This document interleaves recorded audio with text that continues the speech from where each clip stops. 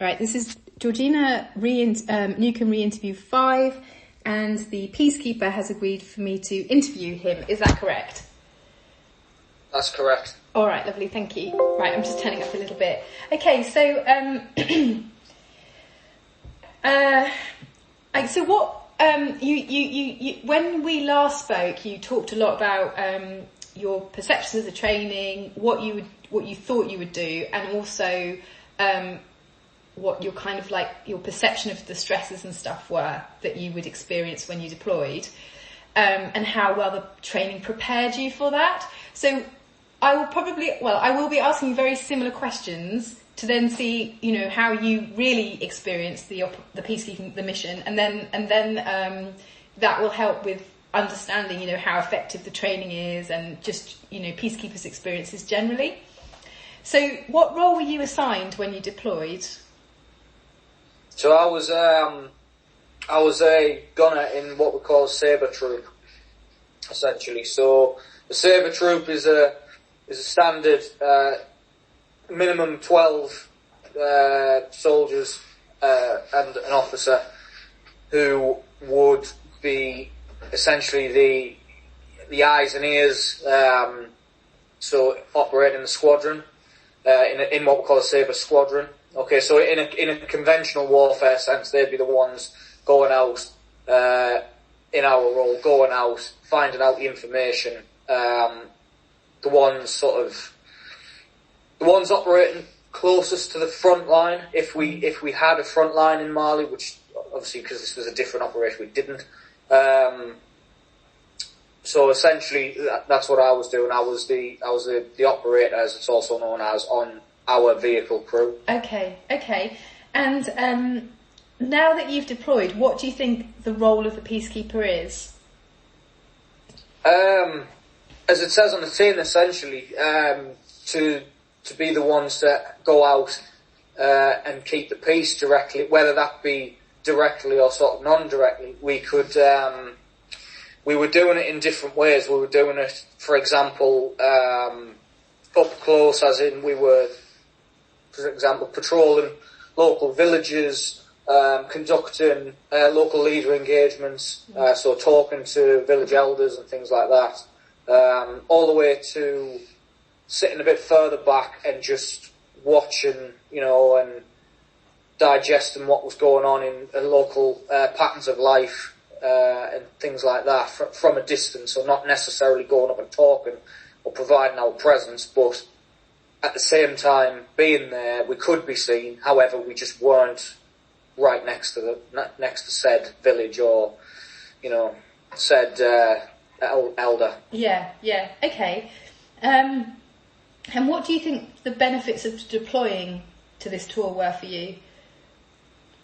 For me personally, it was, one benefit is always to be the first people to go on a new tour.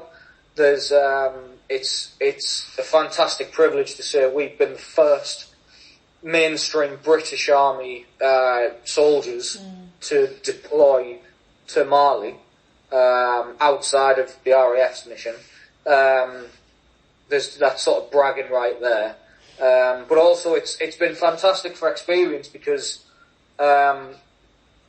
essentially what we were doing was extremely similar to what we would do, what our actual conventional role is. The only difference was this time we were wearing a blue beret and wearing blue helmet covers, and we were there to sort of be seen rather than seen. But everything else was very similar. We were operating at long distances, covering lots of ground on some days, up to 100 kilometres as a troop alone, never mind squadron total or task group totals.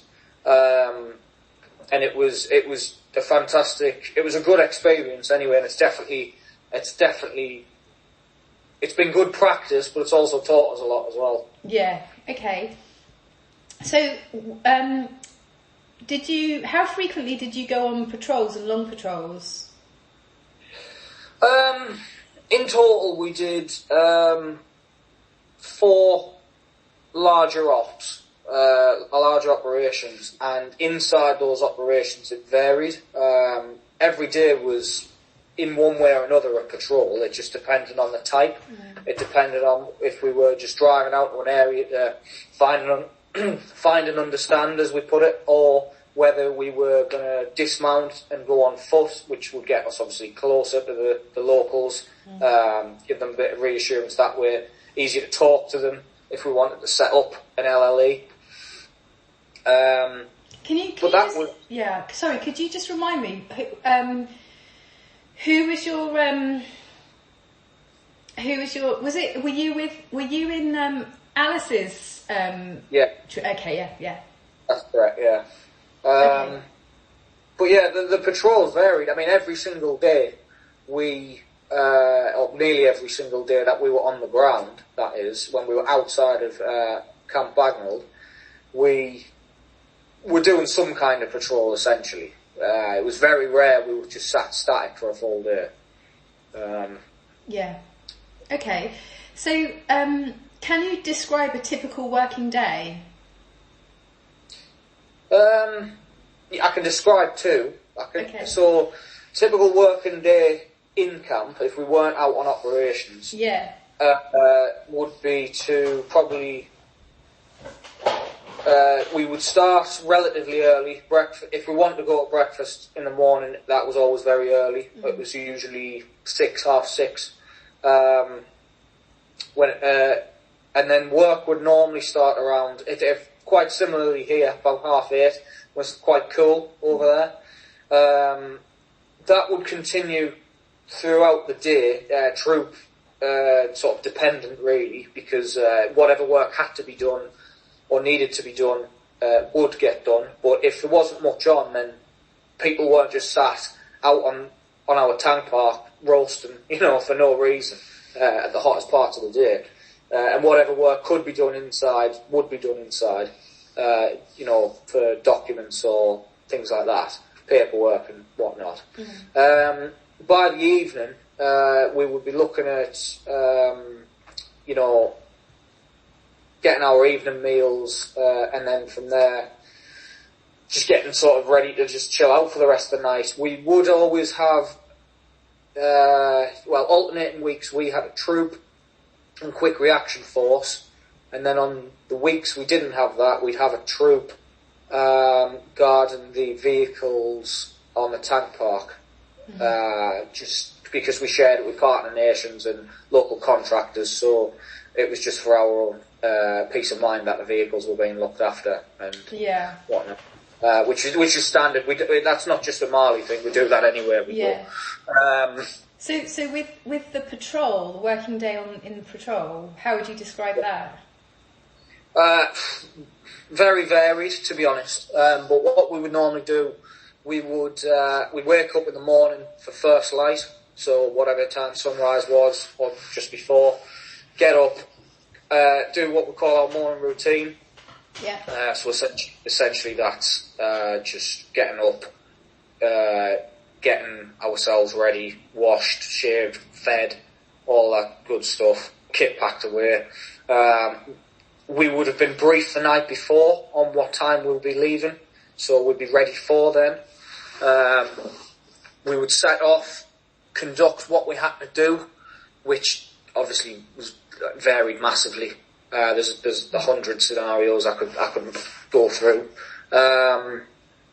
Midday, when it got at the hottest, we'd normally find a place to pause during the heat, have our dinner. From there, carry on task, and always for the evening, normally 9 times out of 10, we'd park up in what's called a squadron liga. Failing that, just a normal desert box like we would do in the middle of the day, and that's where we would then find ourselves for the night and would conduct evening routine. So that would be prior to it getting dark. Ideally, you want to be set before it gets dark. You're essentially doing the evening version of what you did in the morning, so getting fed. Once you've found out your timings for the morning, you're then, getting your bed out, getting your sleeping bag out, knocking up a stag list, rotating the lads and lasses through stag. And what's stag? Yeah. It's essentially, so where one person